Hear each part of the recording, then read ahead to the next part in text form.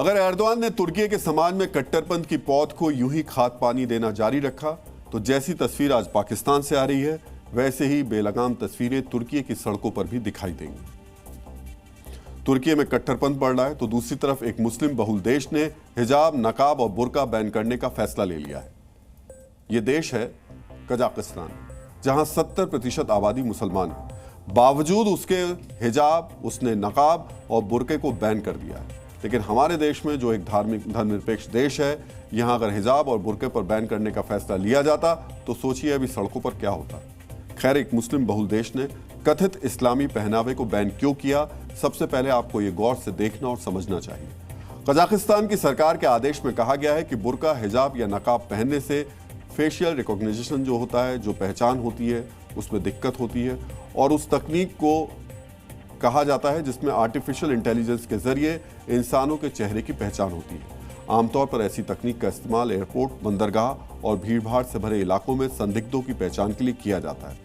इसके साथ ही साथ सरकार ने यह भी कहा कि हिजाब, नकाब और बुर्के की जगह कजाकिस्तान के सांस्कृतिक परिधानों की प्राथमिकता देनी चाहिए। दलील कुछ भी दी जा रही हो, लेकिन माना जा रहा है कि कजाकिस्तान के राष्ट्रपति कासिम जोमार्ट ने यह फैसला देश में बढ़ती उग्रवादी विचारधारा को दबाने के लिए किया है। 2015 में मध्य एशिया के कई देशों में इस्लामिक स्टेट का प्रभाव फैला था। कुछ देशों के नौजवान इस्लामिक स्टेट से जुड़ भी गए थे, जिसकी वजह से इन देशों में लोकतंत्र और स्वतंत्र विचारों का खतरा पैदा हो गया। कट्टरपंथ से बचने के लिए मध्य एशिया के किन किन देशों ने सख्त कदम उठाए, ये भी आपके लिए देखना बेहद जरूरी है। सबसे पहले वर्ष 2017 में तजाकिस्तान ने आधिकारिक तौर पर ऐसे पहनावे पर बैन लगाया था जिससे चेहरा छिपाया जा सके। 2023 में उज्बेकिस्तान ने भी सार्वजनिक स्थलों पर हिजाब, नकाब और बुर्के पर बैन लगा दिया। पिछले साल दिसंबर के महीने में किर्गिस्तान ने अरबी संस्कृति से प्रेरित इस्लामी पहनावे को प्रतिबंधित किया था और अब कजाकिस्तान भी इसी राह पर चल निकला है। सिर्फ मध्य एशियाई देश नहीं, बल्कि मिस्र, सीरिया, ट्यूनीशिया, अल्जीरिया और मोरक्को जैसे मुस्लिम बहुल देश भी अलग अलग प्रावधानों के साथ बुर्के, हिजाब और नकाब पर बैन लगा चुके हैं।